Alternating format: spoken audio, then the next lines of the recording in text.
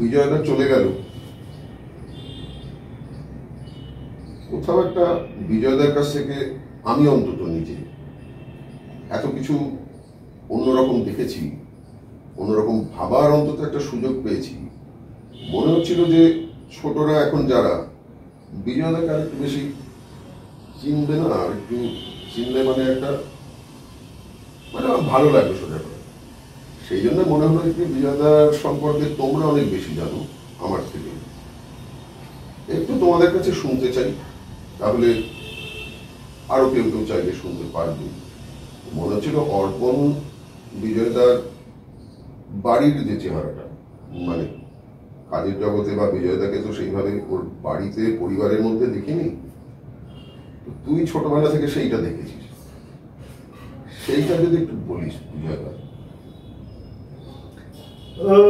বিজয় মানে কাকা আর বিজয় দা এই দুটো দুভাবে আমি বিজয় দা এবং বিজয় কাকা দুজনের সঙ্গে যুক্ত।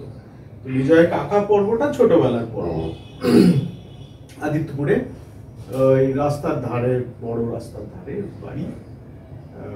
সেইখানে নন কনভেনশনাল কাকা আর কি। সেই রাস্তাটা স্কুটারে করে, আমাদের ছোটবেলায় তখন স্কুটার টুটার খুব দুরূহ ব্যাপার, সে চট করে পাওয়া যায় না দেখতে দেখতে। একটা সবার কাছে মূলত যানবাহন বলতে সাইকেল, বিজয় কাকা আসতে হচ্ছে স্কুটারে করে। আর ওই স্কুটার মানে সেই বোধহয় এলিমেল ভেসপা বা এই জাতীয় কিছু একটা ছিল, আমার সেসব মনে নেই, কিন্তু ওই সামনেটা খালি। ওই খালি অংশটাতে আমাদের একটা বড় অ্যাট্রাকশন ছিল। ওই এসে আমাদেরকে সব ওইখানে চেপে পড়তাম, একজন দুজন যতজন পারতাম দাঁড়াতাম সামনে। আর বিজয় কাকা ওটা একটা জানতো যে আদিত্যপুর যাচ্ছি মানে ওইটা আমাকে করতে হবে, তো ওই করে একটু ঘুরে আসা। এই বিজয় কাকা এসছে মানে স্কুটারে এসছে, স্কুটারে চাপবো, এরকম একটা ইয়ে ছিল। তো বিজয় কাকা সেটা এন্টারটেইন করতো এবং প্রায় আমাদের অনেকগুলো ওখানে বাচ্চা থাকতাম, সে সবাইকে সেটা করতো। আর এইটা আমার খুব ডিস্টিংটিভলি মনে আছে। আর এইটা দিয়ে শুরু করলাম বলাটা বিজয় কাকার সম্বন্ধে, তার কারণ একটা এই অ্যাক্টিভিটিটা খুব একটা অন্যরকমের ছিল সেই সময়ের পরিপ্রেক্ষিতে। আরো অনেকগুলো জিনিস ছোট ছোট ছোট ছোট করে মনে পড়ে যে বিজয়কা খুব রেগুলারলি যেত, খুবই রেগুলারলি আদিত্যপুরে যেত। আর কোথায় থাকতো জানতাম না, কিন্তু আসতো রেগুলারলি। তো সেই সময় ওই ছোট দাদুর বাড়িতে, মানে ওই যে বাড়িতে থাকতো বিজয় কাকা সেখানে, এবং মানে বিজয় কাকার বাবাও সেখানে থাকতো। আমাদের গ্রামে একটা হাই স্কুল ছিল, এই বাড়ি মানে যে জগন্নাথের বাড়ি, তারপরে একটা রাস্তা, সেই রাস্তাটা বোলপুর আর কঙ্কলিতলা বিপ্রতিকুড়ি অব্দি যাতায়াত করে বাস যায়, তার ওপাশেই হাই স্কুল। সেই হাই স্কুলটা একটা মাটির বাড়ির হাই স্কুল ছিল, তখনও পাকা তো হয়নি। কিন্তু ওই হাই স্কুলের সামনে একটা মাঠ ছিল, আর সেই মাঠটাতে একটা ভলি খেলার জায়গা ছিল। এই ভলিটা খুব প্রচলিত একটা জিনিস ছিল আদিত্যপুরে, এবং মানে Adityapur was known for volleyball. তো ন্যাচুরালি আমরা ছোটবেলা থেকে সবাই ভলি খেলা শিখতাম, ওখানে যেতাম। তো এই যে ভলি খেলার যে সরঞ্জাম, বল, নেট, টেট, এইগুলো সবটা বিজয় কাকার বাড়িতে থাকতো। তার কারণ এই ভলি খেলাটার একটা প্রমোশনের চেহারাও ছিল, সেইটা কিন্তু ছোট দাদুর তরফ থেকে ছিল। বিজয় কাকার ছোট ভাই যে সব্যসাচী, বাবু কাকা বলতাম, সেই বাবু কাকা থাকতো গোয়ালিয়রে, খেলাধুলো নিয়ে পড়াশোনা করাতেন ওখানে। আর বিজয় কাকাও তো ছিল, এদের একটা প্রশ্রয় ছিল যে ওইখান থেকে কেন্দ্র করে এই অ্যাক্টিভিটিটা হবে। ফলে এই যে গ্রাম এবং গ্রামের মধ্যে একটা মেজর স্পোর্টসের অ্যাক্টিভিটি, সেইটা একটা অত্যন্ত গুরুত্বপূর্ণ জায়গা এই কতগুলো লোককে, কতগুলো একটা যুব সমাজকে একত্রিত করে রাখার জন্য। সেইটার একটা গুরু দায়িত্ব। এখন হয়তো ভীষণ থিওরিটিক্যালি ভাবছি, কিন্তু খুব সহজেই সেইটা ওই পরিবার থেকে এটা ছিল, এবং তাতে এদের প্রত্যেকের একটা অবদান ছিল। তো বিজয় কাকার কাছে ওই বলের পয়সা চাওয়া হতো, আর এইসব চাওয়া হতো, সেই সবগুলো বিজয় কাকা চাকরি করতো, রিসোর্স পার্সন ছিল, দিত। কিন্তু এর সঙ্গে সঙ্গে আরো অনেক অ্যাক্টিভিটিস ছিল, যেমন ধরো একমাত্র এই অঞ্চলে আমরা শুনলাম একটা গাই আছে, তার নাম নাকি জার্সি গরু। সেই জার্সি গরু নাকি এমনি দেশি গরু 1 লিটার দুধ দিলে সে 10 লিটার দুধ দেয়। সে দেখতে অন্যরকম বড় সড়ো, পেট মোটা বড় একটা গাই, সেটা এলো, আমদানি হলো। তারপরে সেটা ওই বিজয় কাকার বাড়ির গোয়ালে থাকতো, সেইখানে দুধ দিত। বিজয়দাই নিয়ে হ্যাঁ, তো বিজয় কাকা নিয়ে আসবে। আর তো কেউ আমার মনে হয় যে আর কেউ আনার মতন ছিল না, কারণ ওই যে একটা দুধের প্রোডাকশন হতে পারে। এবং এইটা খুব ইন্টারেস্টিং যে এই বাড়িতে কিন্তু গোয়ালা বাড়ি নয়, বাড়িটা দুধ বিক্রি করতো না, যে দুধ গোয়াল ছিল। গোয়াল ছিল, গোয়াল তো সব বাড়িতে থাকতো। তখন চাষের জন্য গোয়াল থাকতো, গরু থাকতো, চাষের জমি ছিল আমাদের প্রত্যেকের বাড়িতেই। আমার বাড়িতেও ছিল, বিজয়কার বাড়িতে ছিল, লাঙল ছিল, হাল ছিল। বিজয়কার মাঠে যেত চাষ? বিজয়কারকে মাঠে আমি চাষে যেতে দেখিনি, মানে মনে নেই, আমার স্মৃতিতে নেই, কিন্তু ডেফিনেটলি যেত। কারণ মানে সমসাময়িক আমার বাবারা বা কাকারা ওরা সবাই যেত, ফলে বিজয় কাকাও ডেফিনেটলি যেত। শুনেছি নাকি ছোটবেলায় তো যেতই, গরু ফুড়ে চড়াতে যেত, মাঠে যেত, এসব করতো। এবং সেই আনুষঙ্গিক গ্রামীণ যে জীবন, সেইটা তো যাপন করেইছে। মানে বিয়ে হলো যখন তুই কত বড়? আমার ঠিক মনে নেই, বিয়ে মনে নেই, কিন্তু এক বিচিত্র কাকিমা এলেন সেটা মনে আছে। মানে ওটাও ছক ভাঙা কাকিমা, সেই কাকিমা এলেন এবং সেই কাকিমা ওখানে আসতেন, কথা হতো ভাঙা ভাঙা বাংলায় কোনো মহিলা কথা বলছেন, সেটাও আমার আমি যে কনফ্রন্ট করছি এরকম কোন ব্যক্তির সঙ্গে সেটা প্রথম। তো এইরকম হতো আর কি ব্যাপারগুলো, সেইটা খুব মজার ছিল। ফলে এই ছোটবেলা থেকে বিজয় কাকার এই ধরনের একটা ভূমিকা, সেটা খুব ইন্টারেস্টিং ছিল। নাই ছক ভাঙা বললি তো, আমি ওই যে আমার যখন বিজয়দাকে প্রথম দেখা পাচ্ছে না, আমরা উত্তর শিক্ষা সদনে, মানে খুব বিশৃঙ্খল একটা জীবন তখন। আর এই বিশ্বভারতী ক্যান্টিনে অশোক রুদ্রকে কেন্দ্র করে ওই যে একটা আড্ডা, বিজয়দা, অংশুদা, রজতদা, ওইখানে আমাদের পরামর্শ দিত বিজয়দা যে পরীক্ষা টরীক্ষা কি করছি, আর কোনো চিন্তা নেই, চাকরি না পেলে কিছু হবে না, একটা ব্যাটা রিসার্চ করবি, হ্যাঁ রিসার্চের গ্রান্ট দিয়ে চলে যাবে দিব্যি। মানে এইভাবে যে একটা কোনো ভাবা যেতে পারে, সে লেখাপড়া করেই সারা জীবন কাটিয়ে দেবে। মানে এই হচ্ছে বিজয়দা, মানে নতুন। আমারও তাই মনে হয়। আমার যে বিজয়দা বললেই যেটা মনে পড়ে যে চোখে চকচক করছে, সবসময় ভিতরে একটা প্ল্যানিং আছে। ওইখানে সম্পদগুলোকে বাঁচাতে হবে, ওইখানে নদীটাকে ঘুরিয়ে দিতে হবে, সেখানে চাষগুলি গ্রামের লোকরা কি করছে, এতগুলো করছে, এইসব রাস্তায় ফেলছে ধান ফানগুলো সমস্ত, এইসব কিছু কিছুটা করতে হবে সবসময়। তার একেবারে প্রপার প্ল্যানিং আছে আর কি। আর ওই যে পাগলামোটা ছিল, সেই পাগলামোটা মানে একদম মাটিতে দাঁড়ানো পাগলামো, এরকম নয় যে ভেসে ভেসে পাগলামো না, এই যা করতো সে ঘটিয়ে দিত আর কি। আমার দুটো পাগলামোর গল্প এক্ষুনি মনে পড়ছে। একটা হলো, একজন এখানে উপাচার্য এলেন, সেই উপাচার্যের সঙ্গে ওর কিছু একটা নিয়ে বনি করা হচ্ছে, তো সেই নিয়ে তো সেই উপাচার্যকে নির্ধারণ করে সেই উপাচার্য নিজে গাড়ি চালাবেন, নিজের গাড়ি, নিজের একটা গাড়ি, সাদা মতো গাড়ি এনে ওইখানে পার্ক করতেন, সেন্ট্রাল অফিসের সামনে দিয়ে ড্রাইভ করতেন নিজে, ওখানে নেমে চলে গেলেন। বিজয়দা তখন মধ্যে একটা গাড়ি কেনা ছিল, মানে ওর পুরোনো গাড়িতে বোধহয় খারাপ, নতুন গাড়ি কিনবে। ও কি মাথায় ঢুকলো, ওই গাড়িতে একটা দামি গাড়ি সাদা রঙের মনে আছে, সে কিনে বসলো। কিনে এসেছি, কি আনন্দ যে বুঝলি, সকালবেলা আমি নিয়ে যাই, ওটাকে নিয়ে গিয়ে ওই গাড়ির সামনে পাশে গিয়ে পার্ক করে দিয়ে ক্লাস করতে যাই। মানে অন্য বেরোলে দেখবে অদ্ভুত পাগলামি, কিন্তু সেই পাগলামি যে আরো বড় একটা রূপ ছিল, সেইটা মানে একটা সত্যি মেসেজ দেওয়া, সেটা বিশ্বভারতী তখন প্রায় কেউ বুঝতে পারেনি। সেটা ওর এই সাসপেনশন যে কারণে হলো ওর, যে এইটা আমি বলছি, তোরা জানিস, এই সকলের জন্য বলছি, বিজয়দা একটা সময় ছিল যখন দেখা গেল যে উপাচার্য বা এরকম কারোর হাতে সমস্ত ছাত্রছাত্রীর পরীক্ষা হয়ে যাওয়ার পরেও ওই 2-1 নম্বর বা কিছু গ্রেস দেওয়ার ক্ষমতা। এবার বিজয়দা সেটাতে যথারীতি হচ্ছে, সবাইকে আমরা যত্ন করে খাতা দেখছি, সব করছি, তারপর যদি এইটা হয় তাহলে তো বার্তাটাও খুব ভালো যায় না, আর এটা তো একটা একাডেমিক প্র্যাকটিস হিসেবেও ভালো না। তখন ওর পাগলামিটাই ওকে করালো, মানে এইভাবে ওই ভাবতে পারে যে যখন পরীক্ষার খাতা দেখলো, যারা যে প্রশ্ন অ্যাটেম্প্ট করেছে, সে 2 লাইন 2.5 লাইন যা লিখে দেবো, 8-এ 8, 12-তে 12, 15-এ সবাইকে ফুল মার্কস দিবি। আর গ্রেস কোথায় দিবি? আর দেবে, আর আসলে তুমি এটা করে বলে হ্যাঁ দে, এবার কি দিবি, আর তো দেবার জায়গা নেই, মানে যেটা অ্যাটেম্প্ট করবি সেখানে দিতে পারবে না কিছু। বলে আমি ওই রাস্তাটা বন্ধ করে দেবো, সেটা যাওয়া যাবে, মানে কি বলবি। আর দেখ, সেটা যখন দেখা গেল, সেটা নিশ্চয়ই সবাই বুঝলেন যে এটা এই রিজনে কিন্তু সেটা করা গেল না। তখন ওর বিরুদ্ধে নানান রকম অভিযোগ ইত্যাদি এনে তখন তো ওকে সাসপেন্ড করা। যেটা করেছিলেন যে ইনি করাপ্ট না হলে এত নম্বর দিতে পারেন না, ওকে পরীক্ষা ব্যবস্থা থেকে মানে দূরে সরিয়ে রাখা হবে। আর কি খুশি বিজয়দা, আর খাতা দেখতে হবে না, মানে কিন্তু ওই ওটা যেটা এইভাবে যে ভাবা যেতে পারে। হ্যাঁ, এবার একটা ছোট জিনিস আমি বলে দিই, সেইটা এটার কনটেক্সটে, এই যে আসে সাদা গাড়িটা দাঁড় করাতো, তো পরবর্তী ক্ষেত্রে যখন মানে আমার সঙ্গে যখন এই বিষয় নিয়ে কথা হয়েছে, তখন আমাকে এগুলো বলেছেন, নে আমি একটা ওরকম গাড়ি কিনলাম, কিন্তু ওই গাড়িটার ডিকিতে ধান ভরা, মানে একটা খুব লাক্সারিয়াস গাড়ি, তার ডিকিটা খুললেই বস্তা বস্তা ধান, কারণ সেইটা ওই ইসলামপুরে চাষ সার যেত, নোংরা পেছনের সিটটা, ওখানে কি সবজি ঢুকে রেখেছে মাটি পাটি নিয়ে, ওই গাড়িতে সব ব্যবহার হচ্ছে একটা ভ্যানের মতো,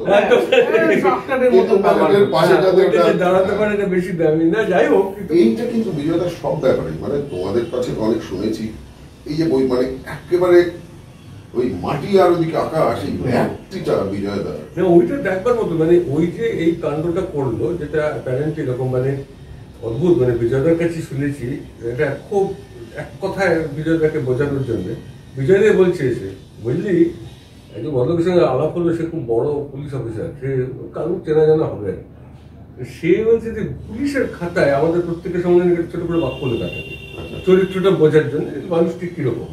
তো জানিস তো, ওই সে বললো আমার পাশে কি লেখা জানি, কি বললো, ও খুব নিরীহ মানুষ, এমনিতে কোনো কিছু যাবে না, but he suffers from occasional madness. এই ধরনের বিজয়দার ওখানে লেখা আছে। তা আমি দেখলাম, হ্যাঁ তা তো বটেই, ওখানে একটা বাড়ি করছে, নিজের বাড়িটা করেছে, একটা ডোবা জমি, সেটা কিনলো। সে আমার মনে আছে, আমি গেছি ওখানে, ওই মাটির বাড়ি করে থাকতো, যে ওইখানে পুরো জিনিসটা জমিটাকে ডেভেলপ করলো। পিকনিক করা যাবে না, পাখি আসা, ওইটা পরে বলছি যে ওই আশা আর ও মিলে ওই জায়গাটাতে যে কাজ করেছে, মানে একটা তো মাইক বন্ধ, পিকনিক বন্ধটা করেছে, সেটা আমরাও সব সই করেছি। ওই বিরাট উৎসবটা করতে হবে, তাহলে কাকে কাকে কোথায় ডেপুটেশন দিতে হবে, কাকে আমি তো মহা মুশকিল, তুমি মাঝে মাঝে একটা করে নিয়ে আসবে, সই করাবে, ব্যাপারটা যে করলো, মানে ওটা বন্ধ করে দিল, এখনো নেই, এখনো করা যায় না ওখানে। এইবারে দেখলো যে ওখান থেকে এই গ্রামে এদিকে সব চুল্লু খাচ্ছে বাচ্চাগুলো, সব খুব নেশা করছে খুব।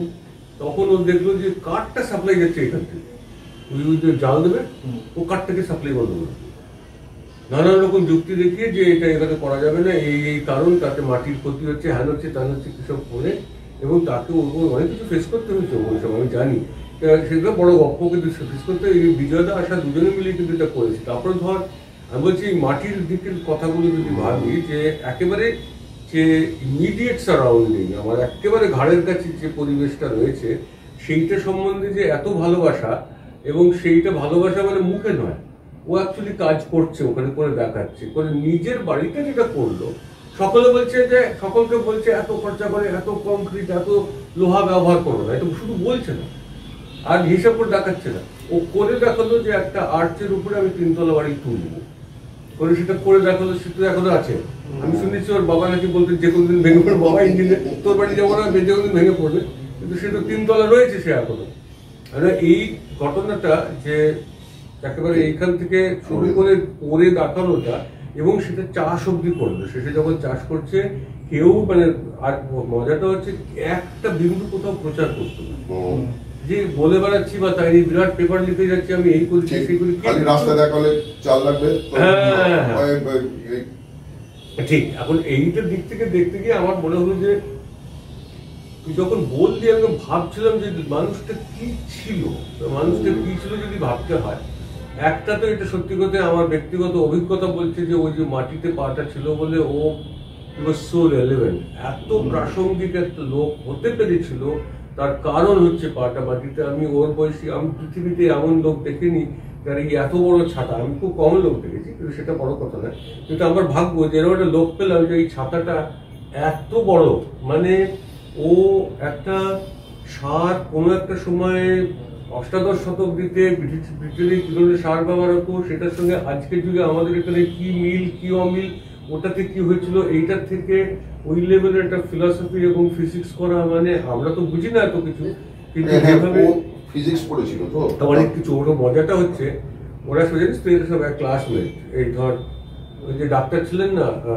আনন্দ সাঁই, তারপরে কুন্তল বিজয়দা, তারপরে পার্থদা বলে মোটামুটি জমি মাপ করতেন, এইসব কিছু সহপাঠী ওই বোলপুর হাই স্কুলে, ওরা সব পড়েছে, এক এক দিকে গেছে।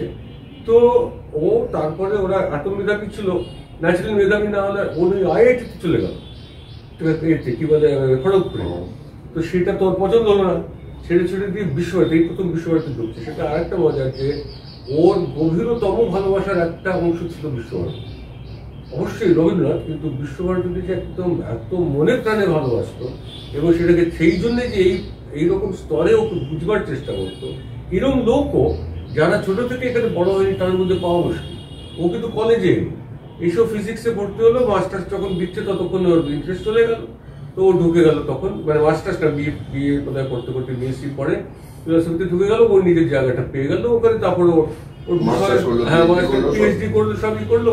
কিন্তু ওইটা নিয়ে আমার মতো মানুষ আমি বলতে পারবো না, কিন্তু আমি যেটা বুঝেছি বিজয়দাকে সেটা হচ্ছে যে ওর কিছু ভালোবাসার ভাবনার জায়গা ছিল। তার মধ্যে একটা হচ্ছে বড় জিনিস হচ্ছে দেশজ সংস্কৃতি এবং দেশজ যে এত বড় একটা জ্ঞান ভান্ডার সেটাকে ঠিক মতো কাজে লাগানো।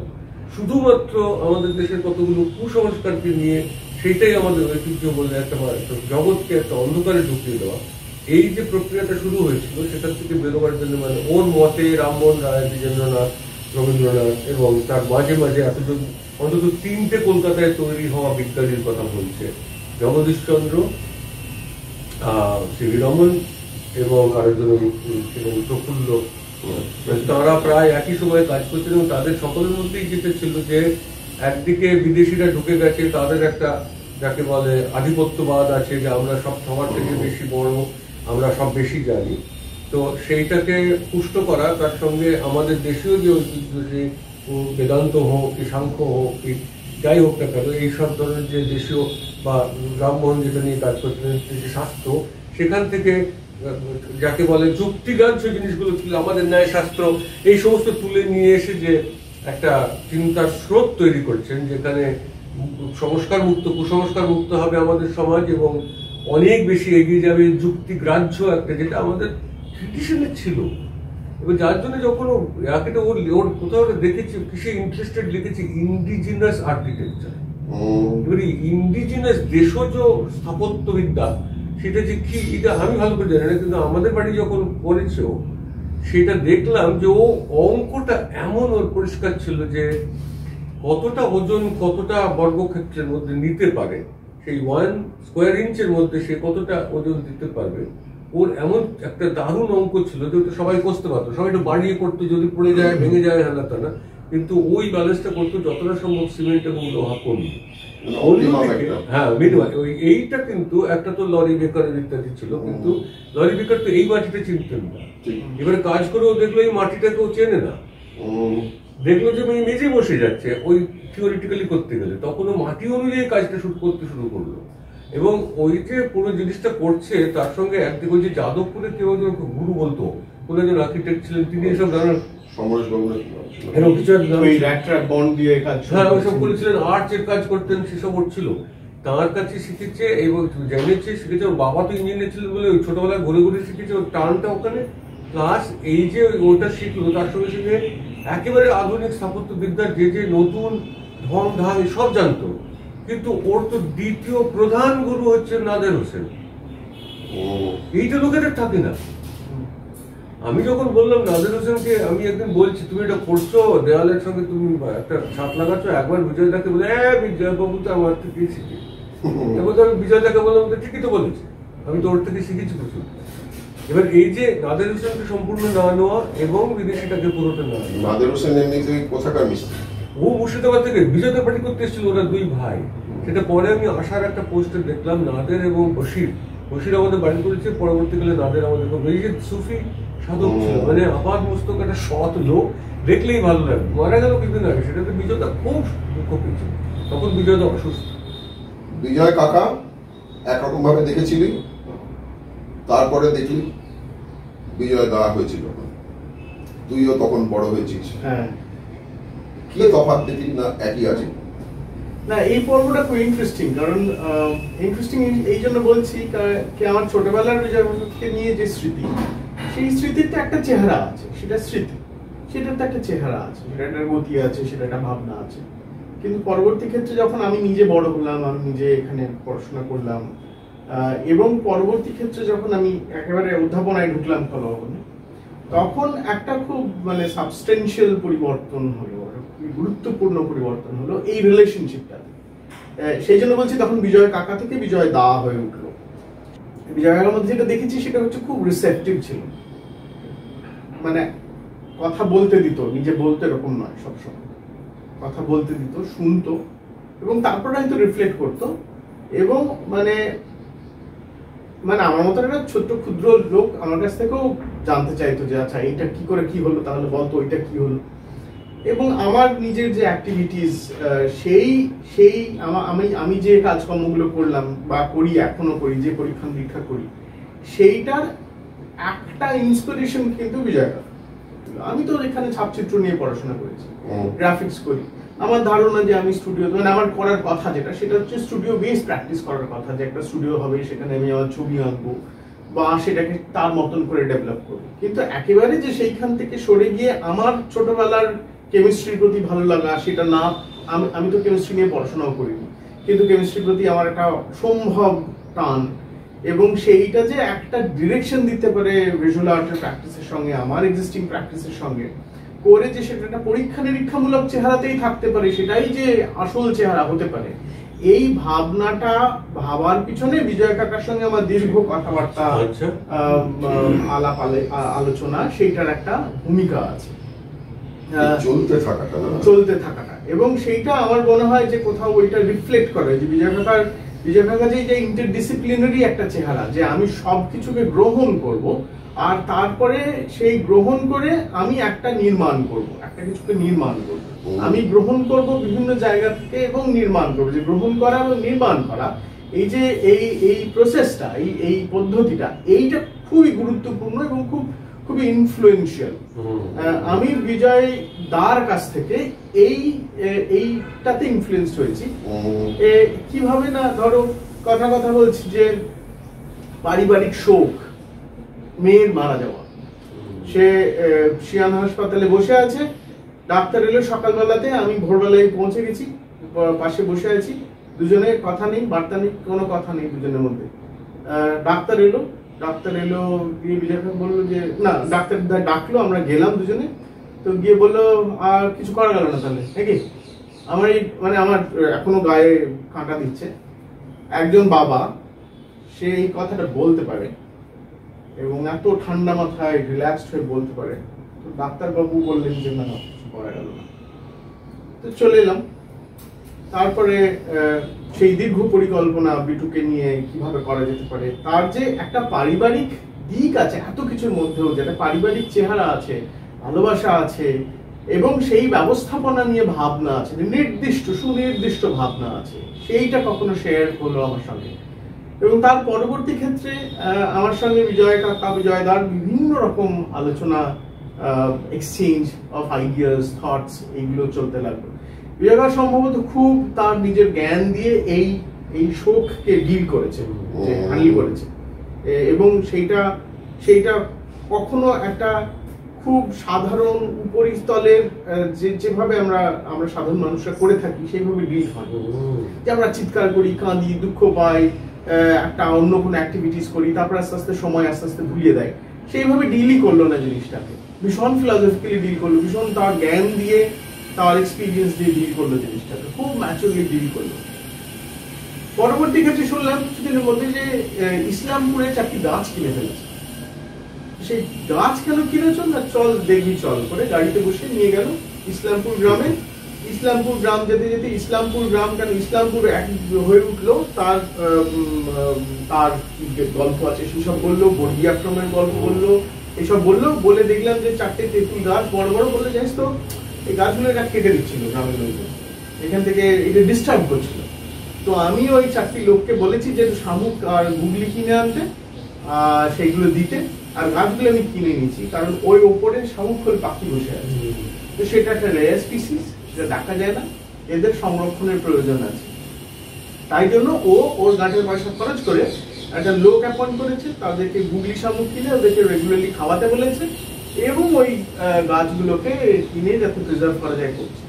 তো এই করতে করতে আরেকদিন তখন আমার মনে হলো আমি একবার ছবি তুলতে গেছিলাম সারপে বলে একটা গ্রাম, এই কঙ্কালিত বিপ্রটিগুড়ি যাওয়ার রাস্তায় সারিপা বলে একটা গ্রাম আছে। তো সেইখানে আমি কিন্তু এরকম দেখেছি, তেঁতুল গাছ আছে, চল যাই করে ঠিক 2-1 দিনের মধ্যে সেখানে যাওয়া হলো।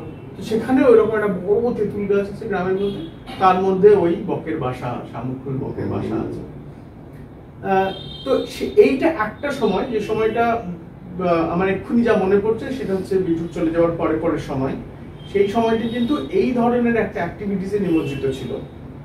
সঙ্গে সঙ্গে অর্গানিক ফার্মিং এর ধারণা, ভাবনা এগুলো কিন্তু ঢুকছিল ছিল, কিন্তু সেটার একটা বড় আকারে চেহারা দেওয়ার কথা বোধহয় তখন তৈরি হচ্ছিল, বিভিন্ন লোকের সঙ্গে যোগাযোগ হচ্ছিল। এবং এই সময়টা আর একটা খুব ইম্পর্টেন্ট অ্যাক্টিভিটিস এর মধ্যে ছিল, সেটা হচ্ছে এই কনস্ট্রাকশনের আর্কিটেকচারাল ডিজাইন, আর্কিটেকচারাল ইঞ্জিনিয়ারিং, ইট সাজানো থেকে শুরু করে একেবারে সবটা অবধি। তো এইটা হচ্ছিল। এর সঙ্গে আরেকটা কথা না বললে নয়, সেটা হচ্ছে যে আমাকে ইন্সপায়ার করার ব্যক্তিগতভাবে প্রচুর চেষ্টা করেছে, বিভিন্ন আর্টিস্টের কথা বলেছে।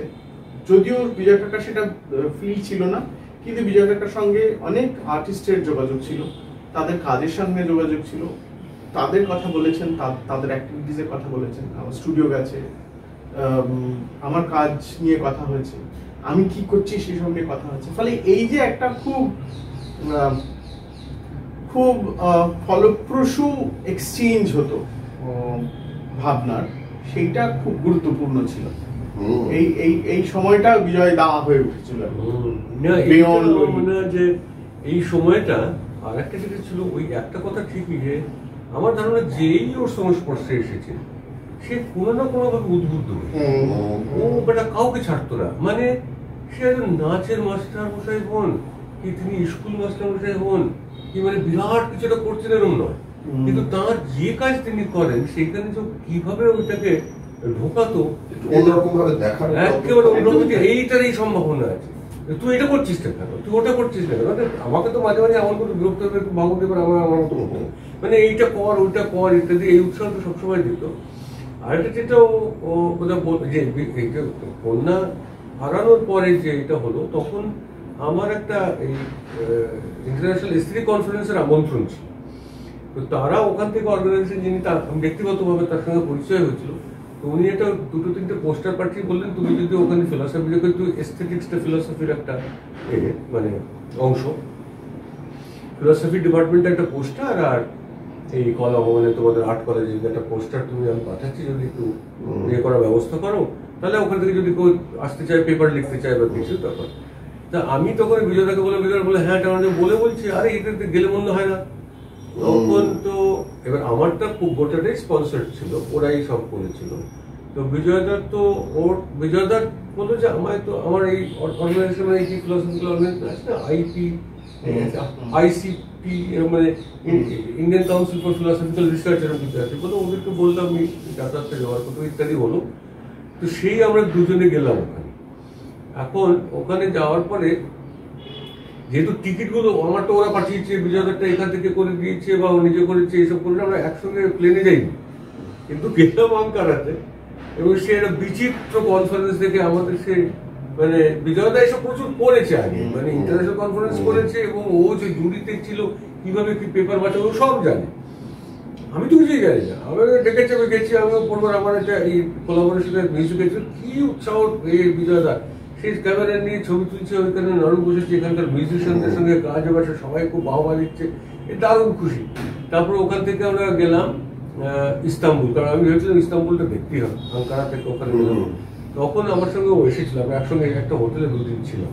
সে আমাদের দারুণ অভিজ্ঞতা, আমরা এখানে ওখানে ঘুরলাম, দারুণ সব মসজিদগুলো দেখছি, আছে ছবি তোলা হচ্ছে। যাই হোক, সেটা তো ছিল, আমরা একসঙ্গে খাওয়া দাওয়া করেছি 2-3 বার। আসলে বিদ্যুৎ মানে এই একবার শুধু ওর নাম উচ্চারণ করেছি, একবার, এই গোটাটা আমরা খাচ্ছিলাম তখন, একবার। আমি এই কথাটা আসবো বলে এই এতটা বলে, যাই হোক, কিন্তু আমরা একেবারে থানালি ইয়ে করেছি। এবং তারপরে নানান রকমের সময় যা হয় আদান প্রদান, ওখানে মেভলানা যে মুভমেন্ট রয়েছে, বা ওই যে আয়া সোফিয়াটা একটা মসজিদে ঢুকেই প্রথমে একটা সুশিক্ষার বিজান্টাইনের এই সেই তোমার এই মোজাইকের দেখছি ইত্যাদি, ভেতরের দোকান, এখন তো আবার সব মস্ক করে দিল ওটাকে। যাই হোক, কিন্তু এইখান থেকে টেনে যদি আমি আমার যেটা বুঝেছি বলতে চাই, সেটা এরকম ছিল যে এই যে দুটো জিনিসের এই বারবার করে সমন্বয় বা ওই যে বললো যে ইনক্লুসিভনেস কিংবা এই যে কনফ্লুয়েন্স কথাটা খুব ব্যবহার করেছে ও কতগুলো লেখাতে, সেইটা ওর একটা লেখা আছে, সেই লেখাটার নাম হচ্ছে thinking culture is creating culture. সেটা বিশ্বভারতীতে কলাভবনের ভূমিকা নিয়ে। তো কনফ্লুয়েন্সটা কিভাবে হচ্ছে সেটা যে এটা রবীন্দ্রনাথের প্রভাব কতটা, ইন্টারন্যাশনালিজম ইত্যাদি, অথচ দেশজ এই পুরো ভাবনাটা নিয়ে করা যে বিভিন্ন দিক থেকে এত বড় বড় নদীগুলো এসে মিলিত হচ্ছে। বিশ্বভারতীর খানিকটা ধারণা তো সেরকমই ছিল যে পৃথিবীর জ্ঞান ভাণ্ডারের সমস্ত শ্রেষ্ঠ জিনিসকে হাজির করবো এখানে, সেইখানে সেই জ্ঞান চর্চা হবে, আর সেইটাই আমার প্রসেস অফ লার্নিং হবে। ওই চর্চাটার মধ্যে দিয়েই মানুষ এখানে শিখবে। আর সেইটা আমি পরবর্তীকালে যেদিন বিজয়দের সঙ্গে আলোচনা হয়নি, 8ম শতাব্দীতে বাগদাদে একটা সেন্টার ছিল, নাম হচ্ছে হাউস অফ উইজডম বলে। মানে বলছে যে পৃথিবীর ইতিহাসে এই যে ইন্টেলেকচুয়াল হিস্ট্রিতে এর ভূমিকা একটা ভীষণ গুরুত্বপূর্ণ ভূমিকা। মানে ইউরোপ থেকে লোক গ্রিক ফিলসফি পড়তে ওখানে যেত, ভারতবর্ষ থেকে দেখা ইন্ডিয়ান সেজেস যাচ্ছে ওখানে, বিতর্ক হচ্ছে, সমস্ত জ্ঞান ভাণ্ডারটাকে একসঙ্গে আনা হচ্ছে, ফার ইস্ট, ইউরোপ, যেখান থেকে যতটা সম্ভব এনে ওই একটা সেন্টার ছিল ওখানে। তো পরবর্তীকালে আমি ওইটা জেনেছি। বিজয়দার মজাটা হচ্ছে যে ও ওইটা দেখলো, ওইটা তো ও ডুবেছিল, অর্থাৎ ওইটাই একমাত্র প্রাসঙ্গিক একটা জ্ঞান চর্চা হতে পারে যেখানে তুমি এই কনফ্লুয়েন্সের আইডিয়াটাকে, ইনক্লুসিভনেসের আইডিয়াটাকে আনতে পারো। তুমি যদি কিরকম হচ্ছে, কিন্তু তা বলেও কখনো দেশজ জিনিসটা, মানে দেশজ জিনিসটা ওই ন্যায়শাস্ত্র, এমনি শাস্ত্র, তার সঙ্গে চারবাক, তার সঙ্গে মনুশাস্ত্র, মানে ও কি তো বলতো কখন, মানে বুঝতেই পারতাম না। যাই বলছি এত বড় কানেক্ট করতো এমন করে, ওইটাই মুশকিল। বহু লোককে আমি দেখেছি, বহু জ্ঞান কিন্তু যুক্ত করতে পারে না, ওটা সমন্বয় সাধনটা করতে পারে না। বিজয়টাকে আমি দেখতাম যে যেমন আমি বলছি, সেটা মজার গল্প যে এই যে সনাতনবাদীরা গরু, গোমূত্র আর গোবর শুনলেই পুজো করো, এটা বিরাট অ্যাটাক করছে, তার রিয়াকশন হিসেবে ও কিন্তু এগুলোকে বর্জন করছে না, যেটা অনেকেই করছে, ও বর্জন করছে না। এইখানে এসছে একদিন সন্ধ্যাবেলা আড্ডা মারতে, তো রাতি বলছেন যে তুমি এই কি, ছোট বলছে তুমি নাকি গরুর দুধে ভরিয়ে দিচ্ছ ঘরে, তারা ক্ষীর করছে বা ঘি করছে, পেরে উঠছে না, তুমি তো বেচতে পারছো না, তোমার মাথাটা এমনি তাহলে একদিন ঝাঁকিয়ে যাচ্ছে, বুঝছে, তোমার নাকি ঘরের দুধ ভরে। আমার তো দরকার গোবরটা, ওই গোবরটার জন্য ও গরু পুষেছে, তাতে যদি দুধ পেলেও দিত ঠিক আছে। আর বলছি কতটা গুরুত্ব, গোটা পৃথিবীর ইতিহাসে গরুর মানব সমাজে যে স্থান, সেইটা নিয়ে ওর কোনো ছিল না, কিন্তু তার মানে এটা সম্পূর্ণ বর্জন করছে না। অথচ ওইটাকে ওরকম একটা পুজোর জায়গায় নিয়ে গিয়ে খাবো না, ধরবো না, ইয়ে করবো, এই যে সমস্ত সংস্কার, সেইটাকে বাদ দিচ্ছে। যার জন্য ওর লেখা আমি বলছি, দেখ আমি দেখছি যেগুলো লক্ষ্য করছিলাম, আইনস্টাইন, রবীন্দ্রনাথ কথোপকথন অনেক অনেক কথা বলেছেন, কিন্তু তার উপরে একটা লেখা লিখল। জগদীশ চন্দ্র, তার নিয়েও কাজ করবে। বিশ্বভারতীর এই কনফ্লুয়েন্সের যে এটা, এবং সেটা বিনোদ বিহারীর ওই তোমার হিন্দি ভবনের যে মিউরালটা, গঙ্গাকে ধরে সেই গঙ্গা বাড়ির হেসেলে ঢুকে যাচ্ছে, তাঁতিদের বাড়িতে ঢুকে যাচ্ছে, এই যে পুরো জিনিসটা যে অত একটা হাই কালচার, সেটা সমস্ত জায়গায় ছড়িয়ে পড়ছে ভক্তি আন্দোলনের মধ্যে দিয়ে, এই জিনিসটাকে ওই লেখাটার মধ্যে ও ধরতে চেষ্টা করো। তারপরে আমি দেখেছি যে আরো কয়েকজনকে নিয়ে ওর ইন্টারেস্ট ছিল, যেগুলো ও করতো কাজ। আমি তো জগদীশ চন্দ্র, আইনস্টাইন, রবীন্দ্রনাথ মনে করি, দ্বিজেন্দ্রনাথ অত বড় কাজ করলো একটা দ্বিজেন্দ্রনাথকে নিয়ে, বারবার কি করছে, ফিরে যাচ্ছে মূল কতগুলো প্রশ্ন। আমি লেখা পড়ছিলাম যখন দেখছি যে দ্বিজেন্দ্রনাথের জ্যামিতিটা, যেমন প্রথমেই বলছি দ্বিজেন্দ্রনাথ প্রশ্ন তুলছেন যে জ্যামিতির ছকটা করছে এটা সমতলে কিনা, যদি সমতলে না হয় তাহলে সরলরেখার সংজ্ঞা বদলে যাবে। সমতলে হলে একটা বিন্দু থেকে একটা বিন্দুর মধ্যে ক্ষুদ্রতম যে রেখা সেটি সরলরেখা, কিন্তু যদি ওটা এই যদি একটা আপেল নিই কিংবা একটা মুসম্বি নিই, দুটো বিন্দু থেকে সব রেখাই একই সমান হবে। তো এইভাবে যে মানে প্রবলেমাটাইজ করছে, কিন্তু বলছে যেটা বিজয়দার লেখাতে, বিজয়দা বলছে দ্বিজেন্দ্রনাথের মূল যে আগ্রহটা সেটা হচ্ছে কাল ও দেশ, স্পেস আর টাইম, যেটা কান্টের সঙ্গে মেশাচ্ছে, যে উনি অনেক বেশি কান্টপন্থী সেদিক থেকে, এবং তারপরে এই দিকটা দেখাচ্ছে। ফলে এই যে পুরো জিনিসটা, সেটার অ্যাপ্লিকেশনটাও অ্যাকচুয়ালি ওইখানে যেমন ধান মাঠে করছে, ধান মাঠেও শুনেছি যে আধুনিক কৃষি বিজ্ঞানের সবকটা জিনিস অবগত ছিল এবং ওটা বর্জন করবে এরকম কোনো ইয়েই ছিল না ওর মধ্যে, যেটা প্রয়োজন সেটা দেবে। আরে আমার মাকে সেদিন জিজ্ঞেস হচ্ছে আপনার ছোটবেলায় যে যাতায়াত করতেন তারপরে যে ওই যে খোসাটাকে তুলতেন কি করে, তো ও খুঁজে খুঁজে গ্রামের লোকদের জিজ্ঞেস করছে একটা শাল পাতা বড়, সেটার মধ্যে জলের মধ্যে দিলে ওটা ভেসে আসতো, শাল পাতা দিলে ওটা উঠে চলে আসতো। এই যে দেশজ একটা জ্ঞান ভান্ডার এই ঢুকে দেখছে, কারণ ও নিজে ছোটবেলা বলতো যে গল্প করতো ঠাট্টা করে, বুঝলি আমরা সব বাচ্চারা লাইন করে বসেছিলাম, ঠাকুমা ঠাকুমা গিয়েছিলেন, সে আগে সব মাঠে যাবার আগে বা স্কুলে যাবার আগে সব ফ্যান ভাত এক পাশ থেকে একবার বলে কি সাপোর্টে খেতাম, মানে তার আগে বোধহয় খেলে ধুলে এসছে ইত্যাদি। তো এইটা, এবং তোকে তো যখন তুই গরু পালছিস আর মুরগি পালছিস তখন এটা খুশি হয়েছিল, তার কারণ হচ্ছে যে ও ওইখান থেকে শুরু, মানে ও জানি না ওদের দুধ দুই তো উপায়, গরুর সব যত্ন নিতে পারে। জার্সি গায়ের গল্প বলছি কারণ মানে ছোটবেলা থেকেই ওইটা ছিল, তারও আগে থেকে ছিল, বাড়িতে পেয়েছে ছিল তো, মানে ওটা ওর পরম্পরাগত একটা বিদ্যা, এরকম নয় যে জোর করে শিখে নিচ্ছে। সেই জন্য ছানি কাটাটা ছিল, যার জন্য ও পরবর্তীকালে শিক্ষিত যারা চাষ করছেন বা শিক্ষিত যারা করছেন এই তোমার গরু পালছেন বা মুরগি পালছেন, তাদের সঙ্গে একটা মূলগত প্রভেদ ছিল, এত সহজাত ছিল। এবং সেইখান থেকে যে একটা ফিলোসফির এই প্রমাণ আর ইত্যাদি তত্ত্বকে খাড়া করে দিত।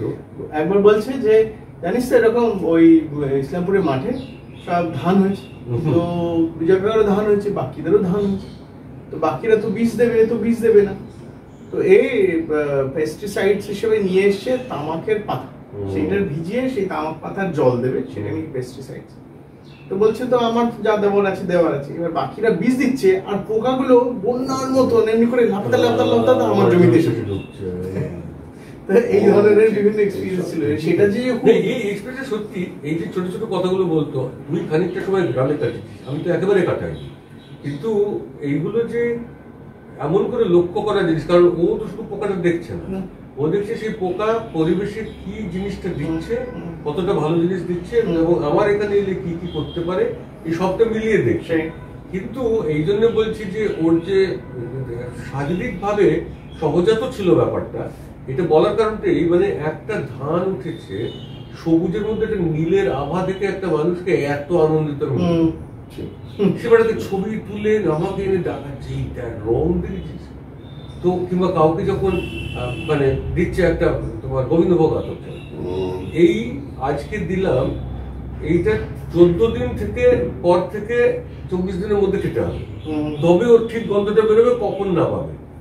ভাব, আমার সঙ্গে যখন শেষ ও আমাদের বাড়িতে এসছে মারা যাওয়ার বেশিদিন আগে নয়, তখন ও ওই ঢুকলো এখানে পাটা ল্যাংচা, তো ওখানে সেই এটা কি কুলাটি গুলো মাঝে মাঝে কাটতো, মাঝে মাঝে ল্যাংচারের দু হাতে দুটো প্লাস্টিকের প্যাকেট 2 রকমের ডাল এসে বলে, বলি কি একটা হয়েছে, আমি তো গেলাম এখানে, কিছুই পেলো না, এই ওষুধ খাইয়ে দিল, এই টেস্ট করলো, ওই টেস্ট করলো, কিছুই পেলো না, পেলো না, চলে গেল। তারপরে তো আমাদের সঙ্গে আমার শরীরটা ভালো ছিল না, কিন্তু আমাদের ওরকম গল্প সপ্প হলো। তারপরে যখন আমি গেলাম লাস্ট দেখা হয়েছে ওর সঙ্গে, তখন ওই অরিন্দম চক্রবর্তী বক্তৃতা ছিল বোলপুর কলেজে, কথা হলো, আমরা একসঙ্গে টয়লেটে গেলাম, তো শরীরটা ভালো লাগছিল না দেখতে। তখন আমি বললো তোমার তো একটা কিছু ধরা পড়ছে শরীর, বলে উঠাও, আমি বললাম যে তুমি মানুষটাই।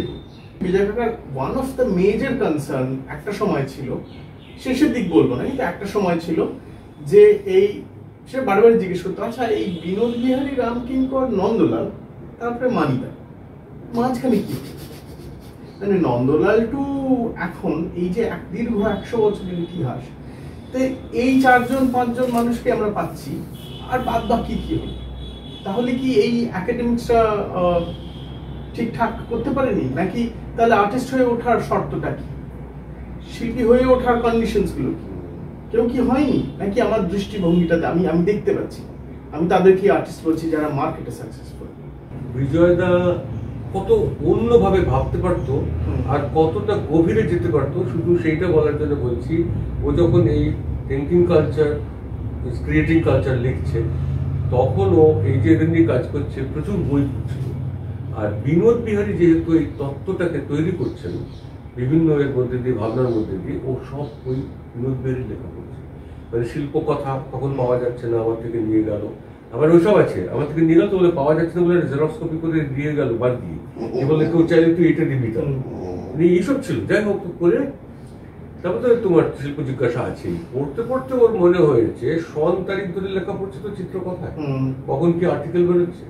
পড়তে পড়তে এই যে হচ্ছে দার্শনিকের যেটা কি বিরাট একটা আমাদের নতুন মাত্রা এই ভাবনাটাকে বলছে, এই যে তত্ত্বটা উনি তৈরি করছেন, পড়তে পড়তে ওর মনে হয়েছে সেই সময়ে ইউরোপে এই দার্শনিকদের মধ্যে যে একটা খুব বড় আলোচনা চলছে সেইটা সম্বন্ধে বিনোদ বিহারী অবগত না থাকলে এই ফরমেশন হয় না কোনো বিশেষ একটা চিন্তা। তাহলে কি করে পেলেন ওটা? ও চলে গেল সেন্ট্রাল লাইব্রেরি গিয়ে সেই বই বের করলো, বই বের করে ওই কার্ড দেখে দেখলো হ্যাঁ বিনোদ বিহারী ইস্যু করেছেন, ও ছাড়বে না। এবং তারপরে যথারীতি বিজয়দার স্টাইলে আরে এই কলকাতার কিছু রবীন্দ্র চর্চা করে বিনোদ বিহারীকে ঝেড়ে দিয়েছে, কোথাও বলবে না বিনোদ বিহারীকে ঝেড়েছে, ওরা ওই একই তত্ত্ব করছে। এইটা একটা দেখেছিলাম। আর একটা অন্যভাবে ভাবার দেখেছিলাম যেটা আমি সেদিন অভিজ্ঞ বলছি জানো তো, যে রবীন্দ্রনাথ ছিলেন বলেই তো নাকি শুনেছি, আমরা তো সব কিঙ্করদা রামকিঙ্কর সম্বন্ধে শুনেছি রবীন্দ্রনাথের প্রশ্রয় ছিল, অনেক কিছুই উনি বলেছিল মানে যদি কাজ করে। বললাম যে আর একটা পিয়ার্সের শোক সভা আছে, মানে মারা গেছেন, সেখানে মন্দির হচ্ছে। আর গল্পটা এরকম, সত্যি মিথ্যা জানি না। তো পশ্চিম তলের উপরতলায় কিঙ্করদা স্টুডিও, ওখানে স্কাল্পচার করছে না, তাতে নাকি কথাটা হচ্ছে সন্ধ্যাবেলা মদ খেয়ে এসে ওই তার সাথে গান গাইছে না, কাজ করছে।